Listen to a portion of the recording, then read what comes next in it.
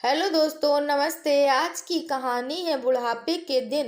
महेंद्र जी और सुषमा जी का एक ही बेटा था। महेंद्र जी का बेटा राहुल शहर में नौकरी करता था, इसीलिए वह अपने पिता को भी शहर ले आया था। अभी उन्हें आए हुए केवल 1 साल ही हुआ था। राहुल की पत्नी सुनंदा को महेंद्र जी का उनके साथ रहना पसंद नहीं था। वह चाहती थी कि हम अकेले में मज़े से रहें। इसी बात को लेकर अक्सर घर में झगड़ा होता रहता था। एक दिन सुनंदा घर का काम निपटा रही थी, तभी महेंद्र जी के हाथ से गिरकर एक कांच की कटोरी टूट गई। सुनंदा को बहुत गुस्सा आया। वह बोली, बाबूजी, आपको दिखाई नहीं देता कि मैं सारा दिन काम करती रहती हूँ और आप नुकसान करते रहते हैं।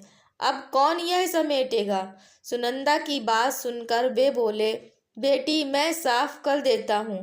यह कहकर महेंद्र जी कांच के टुकड़े समेटने लगे। तभी एक कांच उनके पैर में चुभ गया।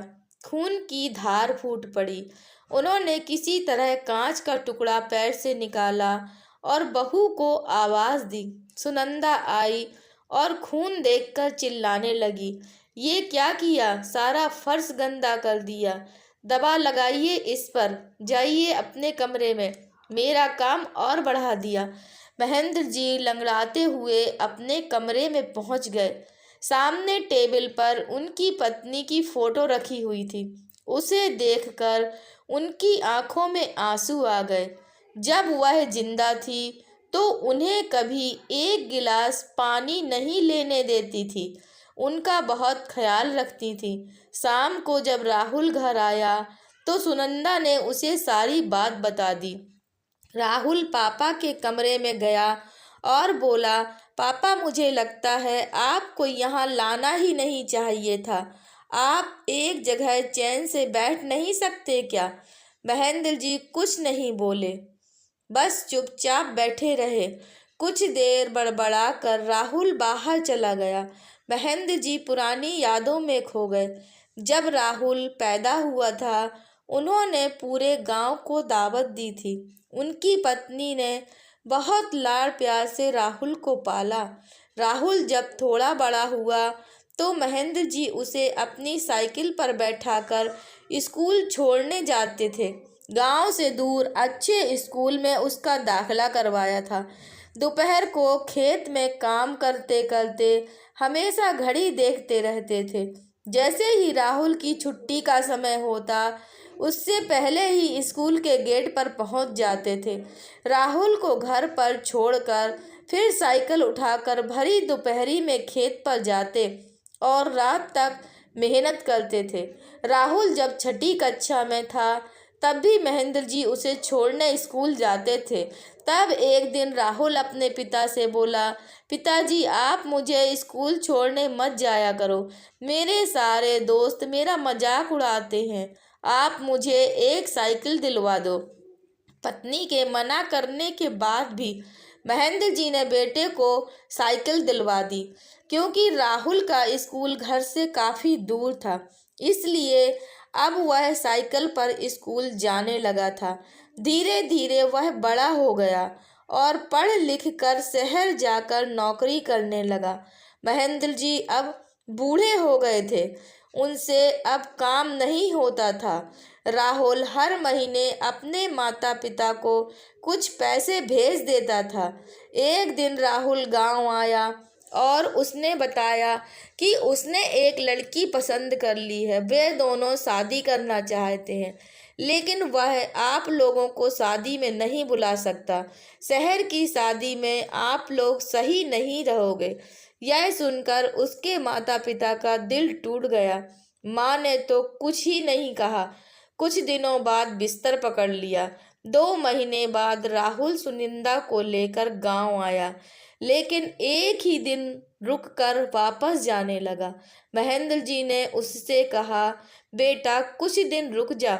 शायद तेरी माँ की अंतिम घड़ियां आने वाली हैं। कुछ दिन तुम लोग साथ रहोगे तो उसे अच्छा लगेगा। राहुल ने कहा, पिताजी, सुनिंदा नहीं रुकेगी। उसे गांव में अच्छा नहीं लग रहा है। दोनों चले जाते हैं। कुछ दिन बाद राहुल की माँ अपने बेटे को याद करते करते स्वर्ग सिधार जाती है। माँ की मौत के बाद मजबूरी में राहुल को अपने पिता को शहर लाना पड़ता है, लेकिन अब दोनों उनसे परेशान हो चुके थे। महेंद्र जी का अब कोई दूसरा ठिकाना भी नहीं था। गांव का मकान और खेत राहुल ने बेच दिए थे। उसी पैसे से उसने अपने लिए एक फ्लैट खरीद लिया था। अब वह किराए के मकान से अपने खुद के फ्लैट में रहने आ गया था। एक दिन शाम के समय महेंद्र जी उदास एक पार्क में बेंच पर बैठे थे। उनके जीवन का अब कोई मकसद नहीं था। तभी उन्होंने देखा 3-4 उनकी उम्र के लोग वहीं पार्क में बैठे हंस रहे थे। सभी एक दूसरे से मजाक कर रहे थे। महेंद्र जी को यह देखकर अपने गांव की याद आ गई। गांव की चौपाल पर वे भी गांव वालों के साथ अपने सुख दुख बांटते थे। इसी बीच किसी की आवाज़ ने उनकी तंद्रा तोड़ी। उन्होंने नज़र उठाकर देखा तो उनमें से एक सज्जन उनके सामने खड़े थे। वे महेंद्र जी से बात करने लगे। उन्होंने अपना नाम राकेश बताया। उन्होंने कहा, आप भी बहू बेटे से परेशान हो? महेंद्र जी ने कहा, नहीं नहीं, ऐसी कोई बात नहीं है। यह सुनकर राकेश जी हंसने लगे। अरे भाई, हम में से कुछ छिपा नहीं है। हम सब भी अपने घर वालों से परेशान थे, लेकिन आज देखो हम कितने मज़े में हैं। यहीं पास में एक आश्रम है, वहीं रहते हैं। जो मन में आए वो करते हैं, जहाँ जाना हो जाते हैं।